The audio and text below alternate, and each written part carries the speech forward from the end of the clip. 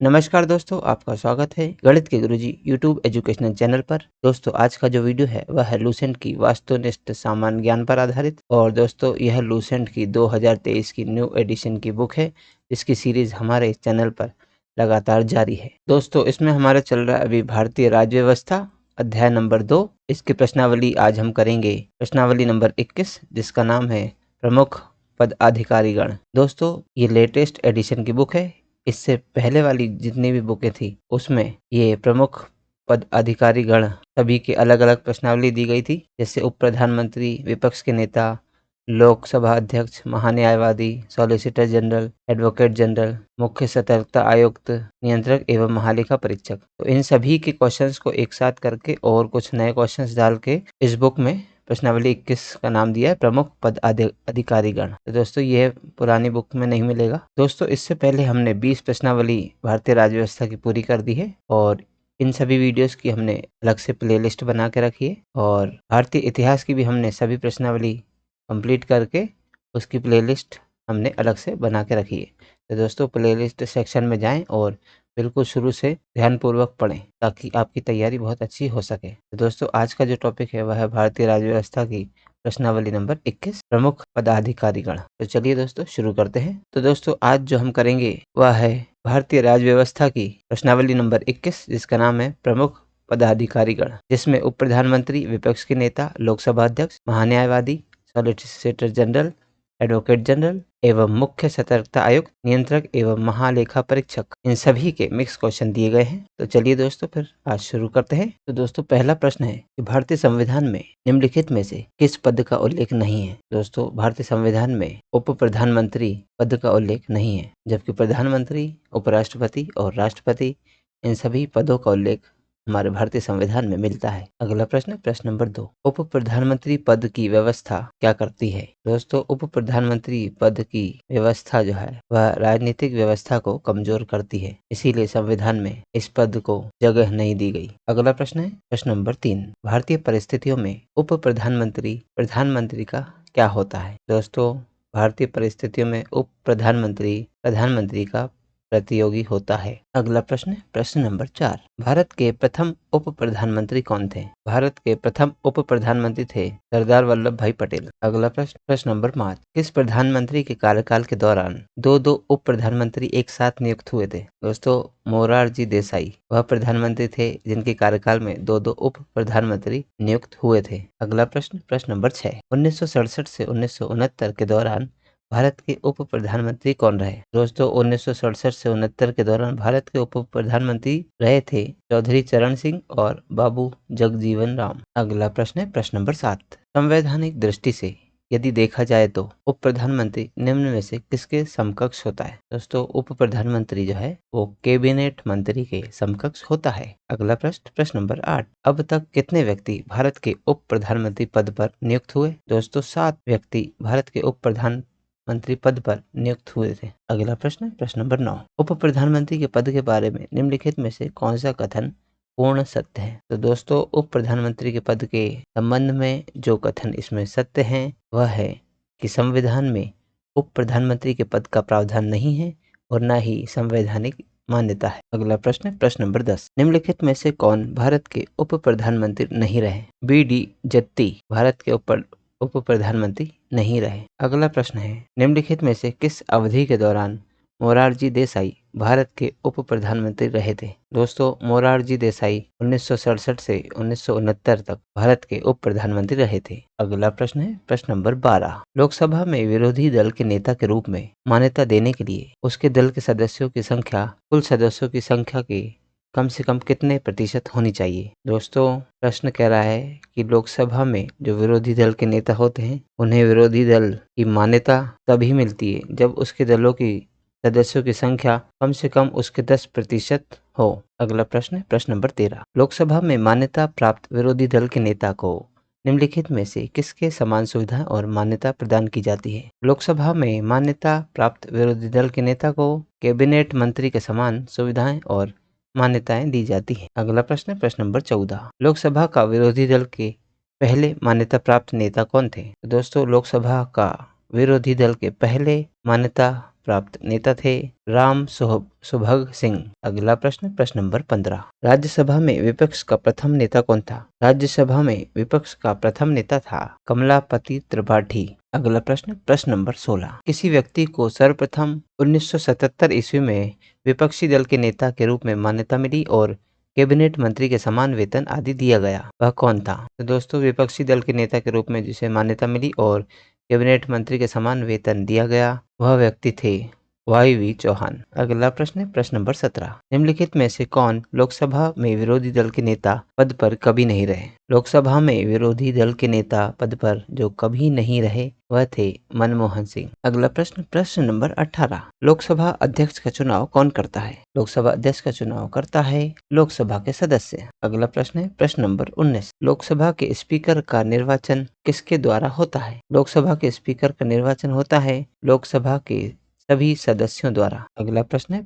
Number 20। Lok Sabha का अस्थायी अध्यक्ष किसके द्वारा नियुक्त किया जाता है? तो दोस्तों, लोकसभा का अस्थायी अध्यक्ष राष्ट्रपति द्वारा नियुक्त किया जाता है। अगला प्रश्न नंबर 21। लोकसभा अध्यक्ष निम्नांकित में से किस रूप में शपथ लेता है? लोकसभा अध्यक्ष लोकसभा के आम सदस्य के रूप में शपथ लेता है। अगला प्रश्न नंबर 22। लोकसभा अध्यक्ष को पद की शपथ ग्रहण कौन कराता है? दोस्तों, लोकसभा अध्यक्ष को शपथ ग्रहण करने की आवश्यकता नहीं होती। अगला प्रश्न नंबर 23। आम चुनाव के बाद आपातकालीन अध्यक्ष कौन होता है? दोस्तों, आम चुनाव के बाद अल्पकालीन अध्यक्ष लोकसभा का ज्येष्ठतम सदस्य होता है। अगला प्रश्न नंबर 24। जो सदस्य लोकसभा अध्यक्ष का चुनाव करते हैं वे कौन होते हैं? दोस्तों, जो सदस्य लोकसभा अध्यक्ष का चुनाव करते हैं वे होते हैं लोकसभा के सदस्य। अगला प्रश्न नंबर 25। लोकसभा अध्यक्ष अपना पद कब खाली करता है? लोकसभा अध्यक्ष अपना पद तब खाली करता है जब अगली लोकसभा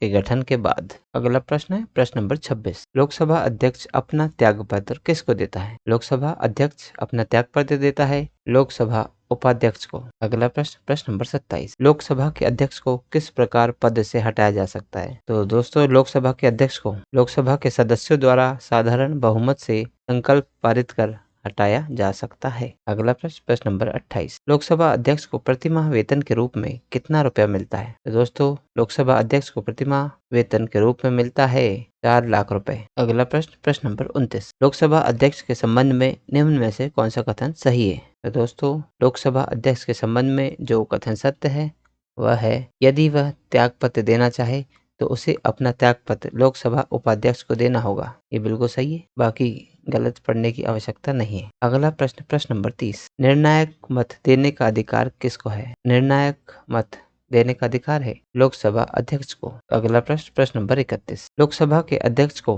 क्या अधिकार है? लोकसभा अध्यक्ष को केवल टाई रहने पर मत देने का अधिकार है। टाई का मतलब है कि जब समान वोट 2 प्रत्याशियों को मिले उस समय लोकसभा का अध्यक्ष अपने मत का प्रयोग करता है। अगला प्रश्न नंबर 32। लोकसभा का अध्यक्ष किसको संबोधित लेख द्वारा अपना पद त्याग सकेगा? दोस्तों, लोकसभा का अध्यक्ष अपना पद त्याग सकेगा लोकसभा का उपाध्यक्ष को संबोधित लेख लिखकर। अगला प्रश्न नंबर 33। यदि लोकसभा के अध्यक्ष एवं उपाध्यक्ष दोनों के पद रिक्त होते हैं तो सदन के बैठकों की अध्यक्षता कौन करेगा? दोस्तों, यदि लोकसभा के अध्यक्ष और उपाध्यक्ष दोनों के पद रिक्त होते हैं तो सदन की बैठक की अध्यक्षता सदन द्वारा अनुमोदित चेयरमैन पर्सन के पैनल से प्रथम सदस्य करेगा। अगला प्रश्न नंबर 34। लोकसभा सचिवालय प्रत्यक्ष पर्यवेक्षण के अधीन है। लोकसभा सचिवालय लोकसभा अध्यक्ष के प्रत्यक्ष पर्यवेक्षण के अधीन है। अगला प्रश्न नंबर 35। लोकसभा और राज्यसभा की संयुक्त बैठक की अध्यक्षता कौन करता है? दोस्तों, लोकसभा और राज्यसभा की संयुक्त बैठक की अध्यक्षता करता है लोकसभा अध्यक्ष। अगला प्रश्न नंबर 36। लोकसभा में किसी विधेयक को धन विधेयक के रूप में कौन प्रमाणित करता है? दोस्तों, किसी भी विधेयक को धन विधेयक के रूप में प्रमाणित करता है लोकसभा अध्यक्ष। अगला प्रश्न नंबर 37। निम्नलिखित में से किस समिति का पदेन अध्यक्ष लोकसभा अध्यक्ष होता है? दोस्तों, नियम समिति का पदेन अध्यक्ष लोकसभा अध्यक्ष होता है। अगला प्रश्न है प्रश्न नंबर 38। लोकसभा में गणपूर्ति यानी कोरम पूरा नहीं होने की स्थिति में लोकसभा अध्यक्ष क्या कर सकता है? तो दोस्तों लोकसभा में गणपूर्ति यानी कोरम पूरा नहीं होने की स्थिति में लोकसभा अध्यक्ष सदन का स्थगन भी कर सकता है और सदन का निलंबन भी कर सकता है। तो दोस्तों ऑप्शन सी इसमें करेक्ट हो जाएगा, उपयुक्त में से कुछ भी। तो दोस्तों लोकसभा में गणपूर्ति कोरम पूरा नहीं होने यानी कि कोरम जो है वह सदन के कुल 1/10 भाग को कहते हैं। लोकसभा में उपस्थित सदस्यों का प्रतिशत 10% यानी कि 1/10वां भाग होना चाहिए, नहीं तो उस स्थिति में सदन का स्थगन या निलंबन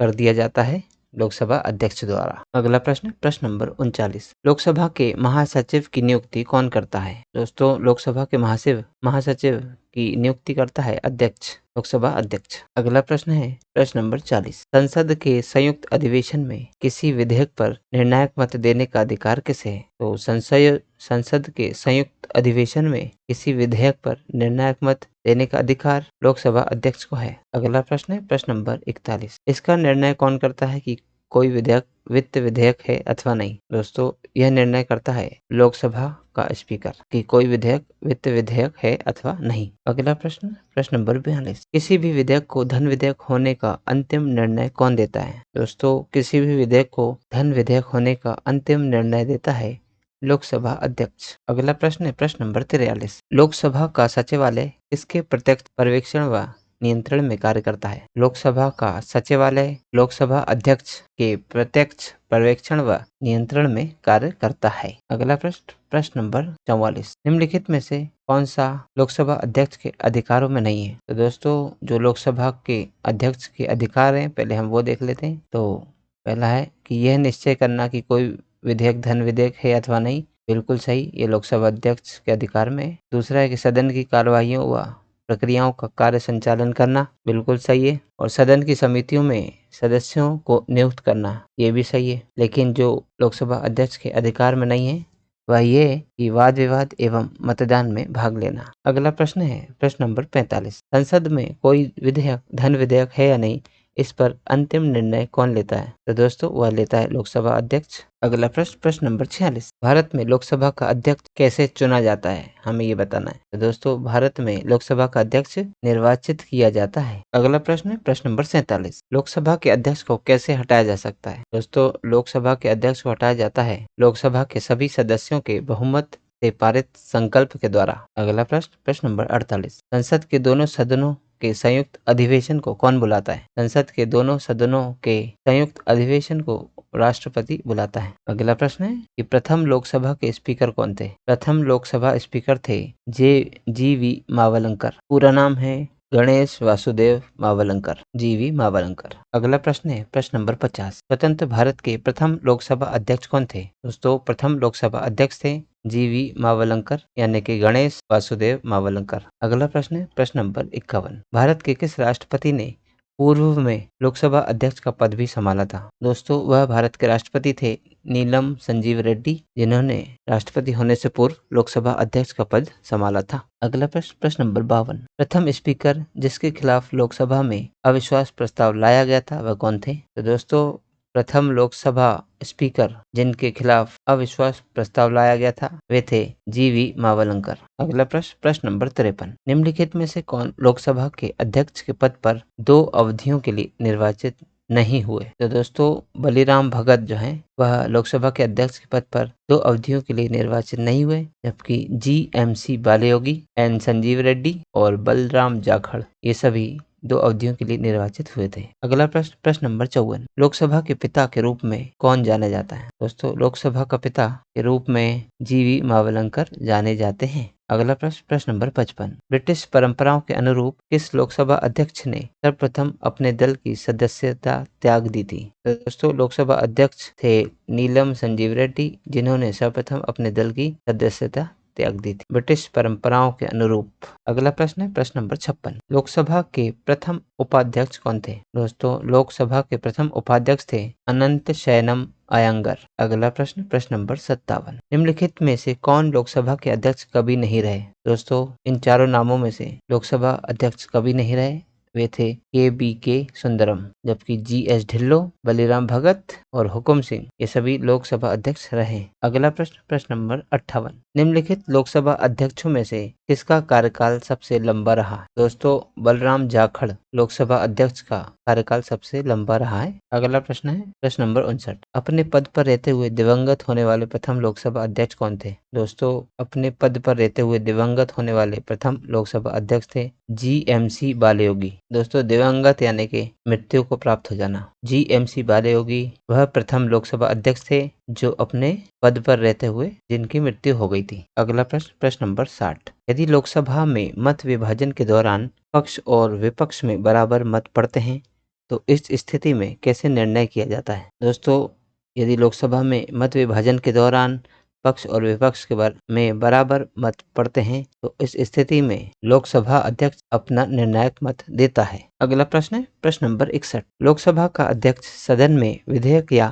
संकल्प पारित होने की प्रक्रिया के दौरान क्या मत करता है? तो दोस्तों, प्रश्न में पूछा गया है कि यदि सदन में विधेयक या कोई संकल्प पारित होता है तो उस प्रक्रिया के दौरान मतदान होता है। मतदान के दौरान क्या लोकसभा का अध्यक्ष भी मतदान कर सकता है? तो दोस्तों, वह तब मतदान कर सकता है जब किसी प्रश्न पर पक्ष एवं विपक्ष के समान मतों की स्थिति में निर्णायक मत देना हो, यानी जब दोनों पक्षों को समान मत मिले हों उस स्थिति में। अगला प्रश्न, प्रश्न नंबर 62, अध्यक्ष तथा उपाध्यक्ष की अनुपस्थिति में सदन का कार्य सुचारू रूप से चलाने के लिए अध्यक्ष द्वारा कितने सभापतियों की एक नामावली तैयार की जाती है? दोस्तों, अध्यक्ष तथा उपाध्यक्ष की अनुपस्थिति में सदन का कार्य सुचारू रूप से चल सके इसीलिए अध्यक्ष 6 सभापतियों की एक नामावली तैयार करते हैं। अगला प्रश्न, प्रश्न नंबर 63, भारत में लोकसभा अध्यक्ष पद की स्थिति निम्न में से किसके समान है? तो दोस्तों, हमारे भारत में लोकसभा अध्यक्ष पद की स्थिति इंग्लैंड के हाउस ऑफ कॉमन्स के अध्यक्ष की तरह है। अगला प्रश्न, प्रश्न नंबर 64, लोकसभा में विपक्ष के किसी दल के नेता के रूप में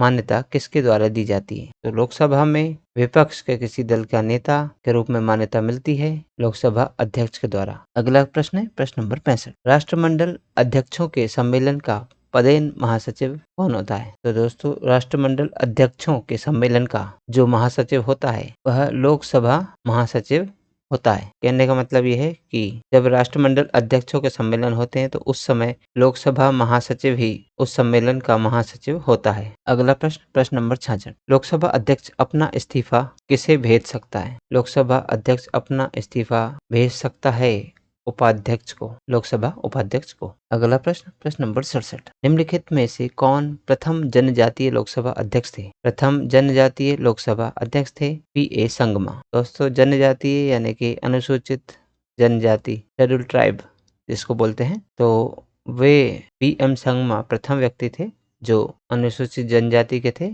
और जो लोकसभा अध्यक्ष हुए। अगला प्रश्न है प्रश्न नंबर 68, भारतीय संसद की लोक समिति का अध्यक्ष कौन मनोनीत करता है? तो लोक समिति के अध्यक्ष को लोकसभा अध्यक्ष मनोनीत करता है। अगला प्रश्न है प्रश्न नंबर 69, लोकसभा अध्यक्ष को उसके कार्यकाल की समाप्ति के पूर्व पद से हटाया जा सकता है? तो बिल्कुल हटाया जा सकता है। लोकसभा अध्यक्ष को उसके कार्यकाल की समाप्ति के पूर्व हटाया जा सकता है यदि लोकसभा इस आशय का प्रस्ताव पारित कर दे, यानी कि प्रस्ताव पारित करना पड़ता है लोकसभा अध्यक्ष को हटाने के लिए। अगला प्रश्न है प्रश्न नंबर 70, लोकसभा में वोटिंग के दौरान पहले चरण में कौन मत नहीं डाल सकता? दोस्तों, लोकसभा में जब वोटिंग होती है उस समय पहले चरण में अध्यक्ष वोट नहीं डाल सकता क्योंकि अध्यक्ष तभी वोट डालता है जबकि दोनों पक्षों में बराबर मत पड़े। अगला प्रश्न है प्रश्न नंबर 71, निम्नलिखित में से कौन लोकसभा की पहली महिला स्पीकर थी? दोस्तों, मीरा कुमार वह पहली महिला स्पीकर बनी लोकसभा की। अगला प्रश्न, प्रश्न नंबर 72, संविधान का निम्न अनुच्छेद में से कौन एक आवंटित करता है कि मत बराबर होने की दशा में लोकसभा के अध्यक्ष का मत निर्णायक होगा और वह उसका प्रयोग करेगा? दोस्तों, प्रश्न में पूछा गया है कि ऐसा कौन सा अनुच्छेद है हमारे भारतीय संविधान में जिसमें ये कहा गया है कि लोकसभा का अध्यक्ष उस समय ही अपना मत देगा या अपने मत का प्रयोग करेगा जब मत बराबर होने की दशा हो। तो दोस्तों, यह अनुच्छेद 100 में दिया गया है कि मत बराबर होने की दशा में ही लोकसभा का अध्यक्ष निर्णायक मत देगा। अगला प्रश्न, प्रश्न नंबर 73, लोकसभा की अध्यक्षता कौन करता है? लोकसभा की अध्यक्षता स्पीकर करता है यानी लोकसभा स्पीकर। अगला प्रश्न नंबर 74, लोकसभा का अध्यक्ष किसके द्वारा मनोनीत किया जाता है, ये बताना है। तो दोस्तों लोकसभा का अध्यक्ष राष्ट्रपति द्वारा मनोनीत नहीं किया जाता, गलत है ये। प्रधानमंत्री द्वारा भी मनोनीत नहीं किया जाता, उपराष्ट्रपति द्वारा भी मनोनीत नहीं किया जाता। तो ऑप्शन डी जो है इसमें करेक्ट आंसर है, इनमें से कोई नहीं। लोकसभा का अध्यक्ष निर्वाचित होता है लोकसभा के सदस्यों द्वारा। अगला प्रश्न है प्रश्न नंबर 75, भारतीय संविधान के किस अनुच्छेद में यह उल्लेख किया गया है कि लोकसभा में एक अध्यक्ष और एक उपाध्यक्ष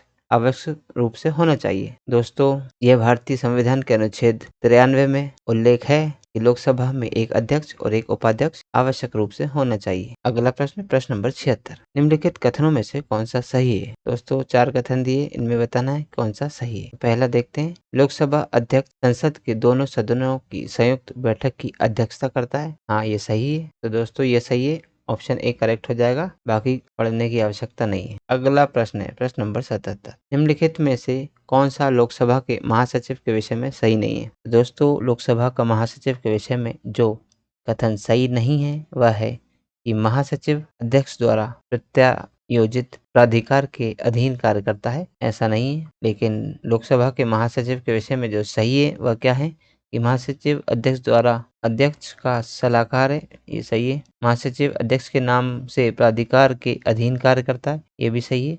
और महासचिव अध्यक्ष के नाम से आदेश पारित करता है, ये भी सही है। अगला प्रश्न है प्रश्न नंबर 78, भारत सरकार का प्रथम विधि अधिकारी कौन होता है या कौन है। भारत सरकार का प्रथम विधि अधिकारी होता है भारत का महान्यायवादी। अगला प्रश्न है प्रश्न नंबर 79, भारत के अटॉर्नी जनरल यानी कि जिन्हें महान्यायवादी कहते हैं, इनकी नियुक्ति कौन करता है। दोस्तों भारत के अटॉर्नी जनरल यानी महान्यायवादी की नियुक्ति भारत का राष्ट्रपति करता है। अगला प्रश्न नंबर 80, भारत सरकार को कानूनी विषयों पर परामर्श कौन देता है। भारत सरकार को कानूनी विषयों पर अटॉर्नी जनरल यानी कि महान्यायवादी देता है। अगला प्रश्न नंबर 81, भारत सरकार का मुख्य विधि परामर्शदाता कौन होता है। दोस्तों भारत सरकार का मुख्य विधि परामर्शदाता होता है अटॉर्नी जनरल ऑफ इंडिया यानी कि महान्यायवादी। अगला प्रश्न नंबर 82, निम्नलिखित में वह व्यक्ति कौन है जो संसद सदस्य नहीं होता लेकिन जिसे संसद को संबोधित करने का अधिकार है। दोस्तों वह व्यक्ति है भारत का अटॉर्नी जनरल जिसे संसद सदस्य नहीं होता लेकिन संसद को संबोधित करने का अधिकार उसे प्राप्त होता है। अगला प्रश्न नंबर 83, संसद के प्रत्येक सदन की कार्यवाही में संसद का सदस्य न होते हुए भी कौन भाग ले सकता है। तो दोस्तों संसद का सदस्य न होते हुए भी संसद के प्रत्येक सदन में की कार्रवाई में जो भाग ले सकता है वह है महान्यायवादी यानी अटॉर्नी जनरल। अगला प्रश्न है प्रश्न नंबर 84, निम्नलिखित में से कौन लोकसभा की कार्यवाहियों में भाग तो ले सकता है किंतु मतदान नहीं कर सकता। दोस्तों लोकसभा की कार्यवाहियों में भाग ले सकता है परंतु मतदान जो नहीं कर सकता वह है अटॉर्नी जनरल, जबकि लोकसभा अध्यक्ष, लोकसभा उपाध्यक्ष और प्रधानमंत्री ये लोकसभा की कार्यवाही में भाग भी लेते हैं और मतदान भी करते हैं। अगला प्रश्न नंबर 85, निम्नलिखित में से किसे संसद के दोनों सदनों में बोलने, अन्य कार्यवाहियों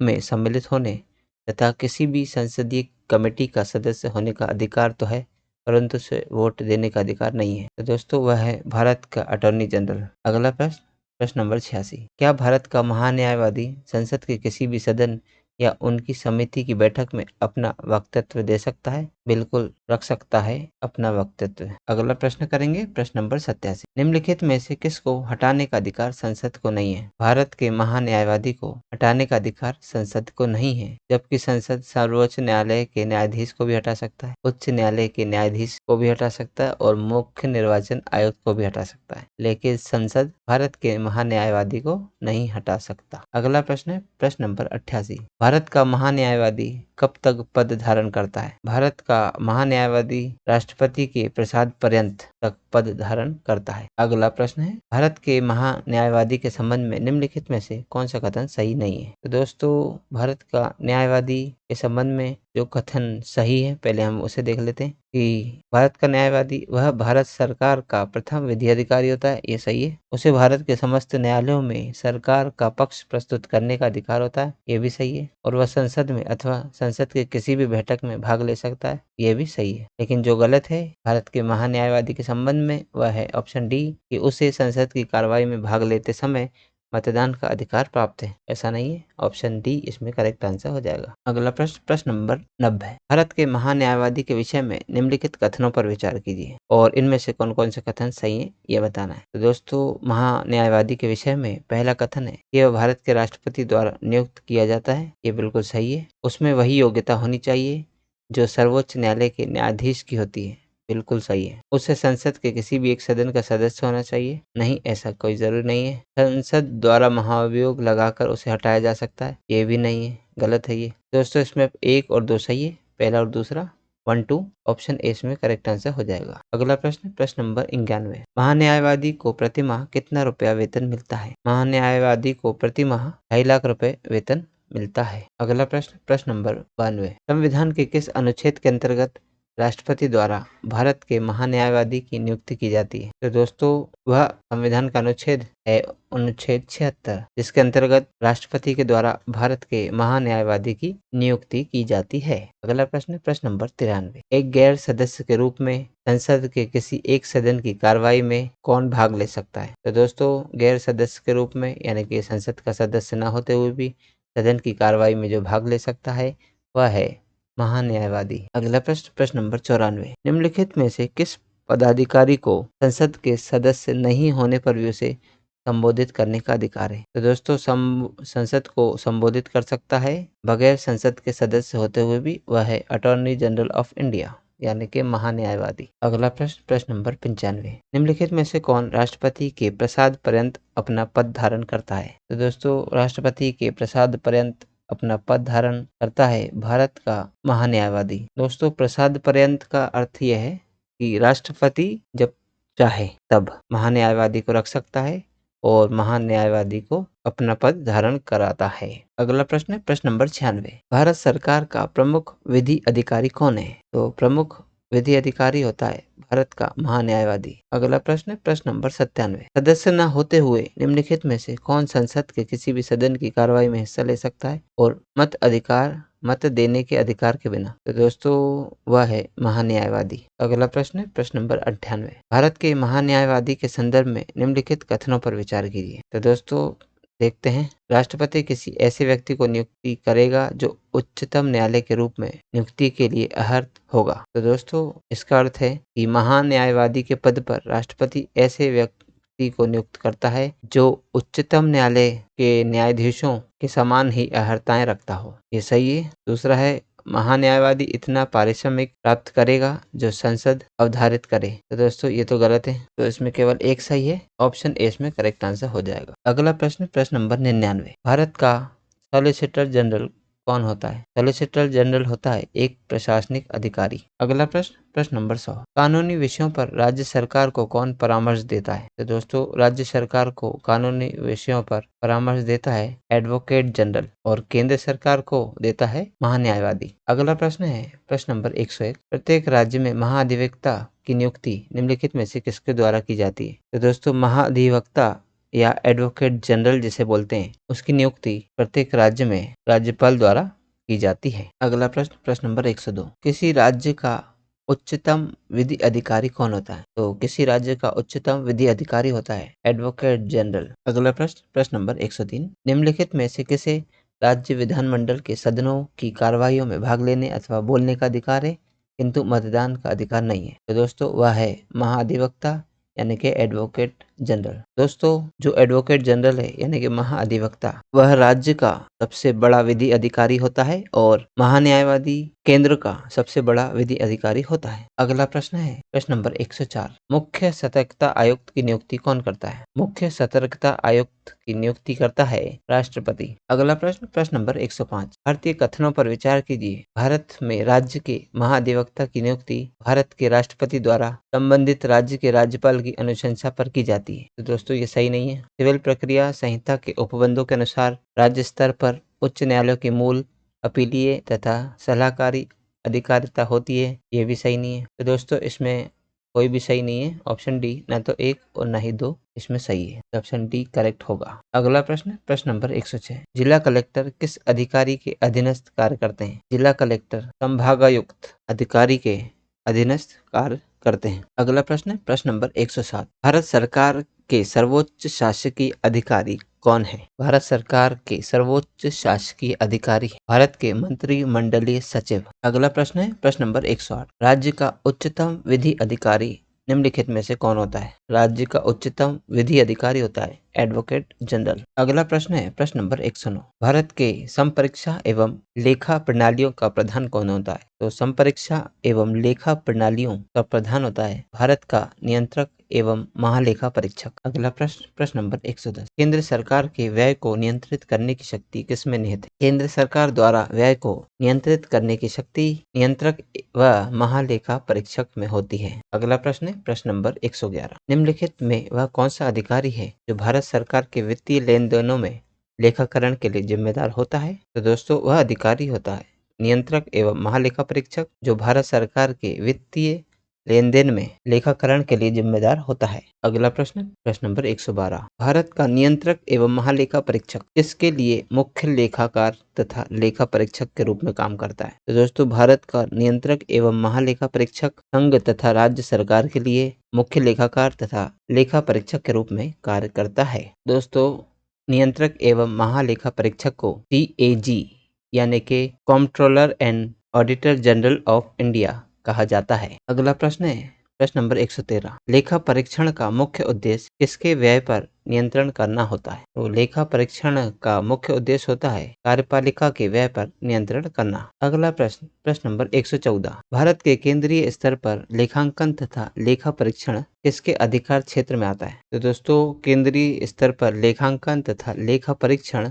नियंत्रक एवं महालेखा परीक्षक के अधिकार क्षेत्र में आता है। अगला प्रश्न प्रश्न नंबर 115। भारत के नियंत्रक तथा महालेखा परीक्षक की नियुक्ति कौन करता है? तो दोस्तों भारत के जो नियंत्रक तथा महालेखा परीक्षक होता है उसकी नियुक्ति राष्ट्रपति करता है। अगला प्रश्न प्रश्न नंबर 116। निम्नलिखित में से किसके द्वारा भारत के नियंत्रक एवं महालेखा परीक्षक के पद का सृजन किया जाता है? तो दोस्तों यह सृजन किया गया है संविधान के द्वारा। अगला प्रश्न है प्रश्न number 117। Controller and auditor general कब सेवानिवृत्त होते हैं? दोस्तों नियंत्रक एवं महालेखा परीक्षक यानी कि कंट्रोलर एंड ऑडिटर जनरल नियुक्ति के 6 वर्ष बाद या 65 वर्ष की आयु पूर्ण होने पर सेवानिवृत्त होते हैं। अगला प्रश्न प्रश्न नंबर 118। भारत के नियंत्रक एवं महालेखा परीक्षक की नियुक्ति संविधान के किस अनुच्छेद के तहत की जाती है? तो दोस्तों नियंत्रक एवं महालेखा परीक्षक की नियुक्ति अनुच्छेद 148 के तहत की जाती है। अगला प्रश्न प्रश्न नंबर 119। भारत के नियंत्रक एवं महालेखा परीक्षक को पद से केवल किसके द्वारा हटाया जा सकता है? तो दोस्तों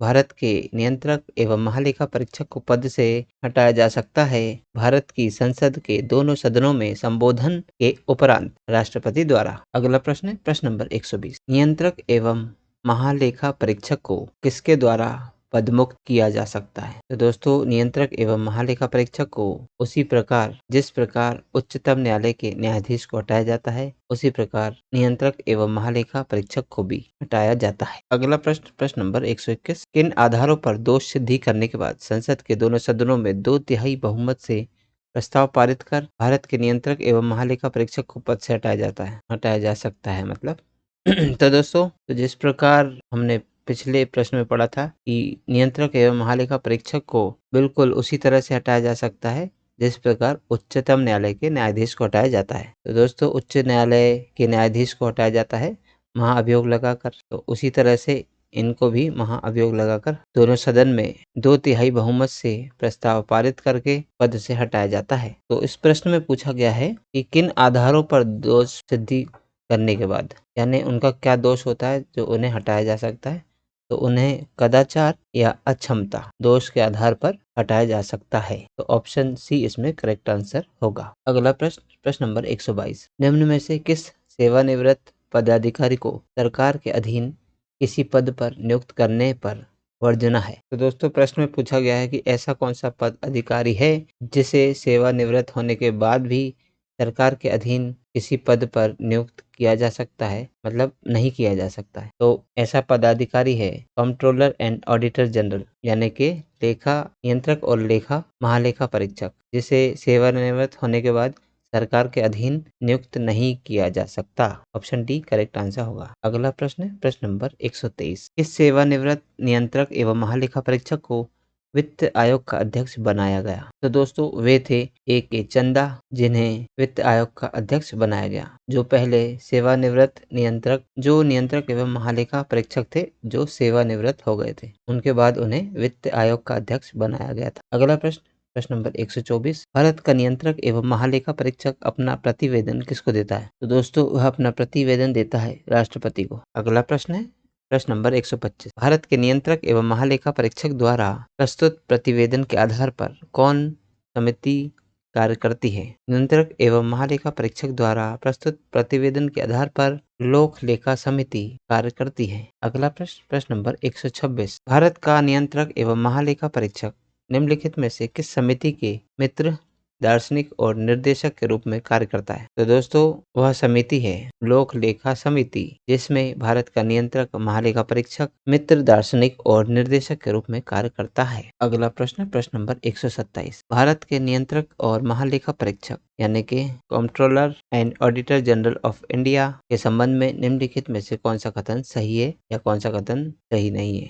तो दोस्तों इसमें CAG यानी कि नियंत्रक और महालेखा परीक्षक लोकलेखा समिति की बैठकों में भाग ले सकता है, ये बिल्कुल सही है। CAG लोकसभा तथा राज्यसभा की बैठकों में भाग ले सकता है, ये गलत है। CAG की अधिकारिता संघ सरकार की शक्तियों के साथ सहव्यवस्थित है, ये भी गलत है। तो दोस्तों पहला सही है, ऑप्शन ए इसमें करेक्ट आंसर होगा। अगला प्रश्न है प्रश्न नंबर 128। क्या भारत का नियंत्रक एवं महालेखा परीक्षक पद ग्रहण के पूर्व शपथ लेता है? तो दोस्तों हाँ बिल्कुल लेता है। नियंत्रक और महालेखा परीक्षक पद ग्रहण से पूर्व शपथ लेता है। अगला प्रश्न है प्रश्न नंबर 129। नियंत्रक एवं महालेखा परीक्षक द्वारा की गई टिप्पणियों पर कार्रवाई करने की अंतिम जिम्मेदारी निम्नलिखित में से किसकी होती है? तो दोस्तों नियंत्रक और महालेखा परीक्षक द्वारा की गई टिप्पणियों पर कार्रवाई करने की अंतिम जिम्मेदारी होती है संसद की जिम्मेदारी होती है। अगला प्रश्न नंबर 130। निम्नलिखित में से किसकी नियुक्ति लोकधन के व्यय की निगरानी के लिए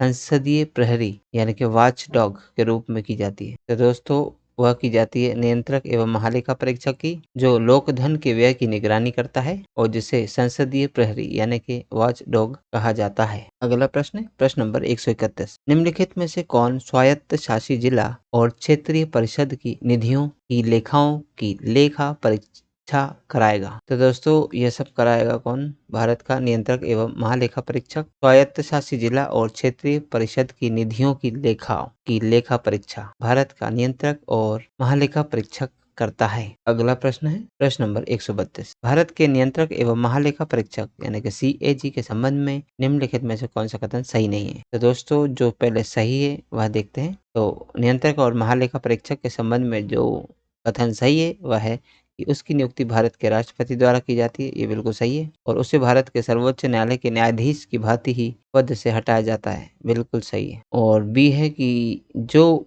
गलत है वह है कि CAG यानी कि नियंत्रक एवं महालेखा परीक्षक का कार्यकाल समाप्त हो जाने के बाद भी वह भारत सरकार के अधीन पद के आगे और बने रहने के लिए पात्र है नहीं, ये गलत है। तो गलत ही चुनना था, ऑप्शन बी इसमें करेक्ट आंसर होगा। अगला प्रश्न है प्रश्न नंबर 133। निम्नलिखित में से कौन सा एक भारत के नियंत्रक और महालेखा परीक्षक का कार्य नहीं है? तो दोस्तों पहले हम देखते हैं कि भारत के नियंत्रक और महालेखा परीक्षक का कार्य कौन से हैं। तो आकस्मिकता निधि और लोक लेखाओं से संबंधित केंद्र एवं राज्य सरकारों के लेन देन की लेखा परीक्षा करना ये कार्य है। सरकार द्वारा वित्त पोषित संस्थाओं के लेखाओं की लेखा परीक्षा करना यह भी कार्य है। और राज्यों के लेखाओं का संकलन करना यह भी उनका कार्य है। लेकिन जो कार्य नहीं है वह है कि रक्षा लेखाओं का संकलन करना, यह नियंत्रक और महालेखा परीक्षक का कार्य नहीं है। अगला प्रश्न है प्रश्न नंबर 134। निम्नलिखित कथनों पर विचार कीजिए। नियंत्रक महालेखा परीक्षक का कर्तव्य होगा कि वह उन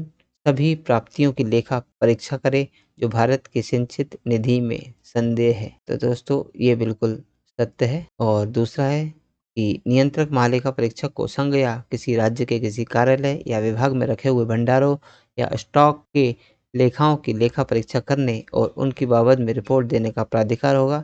ये भी सही है। तो दोस्तों इसमें दोनों सही है 1 और 2, ऑप्शन बी इसमें करेक्ट आंसर होगा। तो दोस्तों आज की इस प्रश्नावली में कुल 134 प्रश्न थे जो हमारे द्वारा पूर्ण कर लिए गए हैं। दोस्तों यदि आज की वीडियो का आप पीडीएफ चाहते हैं तो हमारे टेलीग्राम चैनल से जुड़ सकते हैं, या हमारे यूट्यूब के सभी वीडियोस की जो पीडीएफ प्राप्त करते हैं तो आप हमारे टेलीग्राम चैनल से जुड़ सकते हैं, क्योंकि दोस्तों हमारे टेलीग्राम चैनल में मात्र 200 रुपये में आपको लाइफ टाइम मेंबरशिप मिल रही है, जिससे आप भविष्य में हमारे यूट्यूब वीडियोस के सभी पीडीएफ को मुफ्त में डाउनलोड कर सकेंगे। दोस्तों यदि चैनल पर नए हैं तो चैनल को सब्सक्राइब कीजिए, वीडियो को लाइक कीजिए और इसे शेयर भी कीजिए।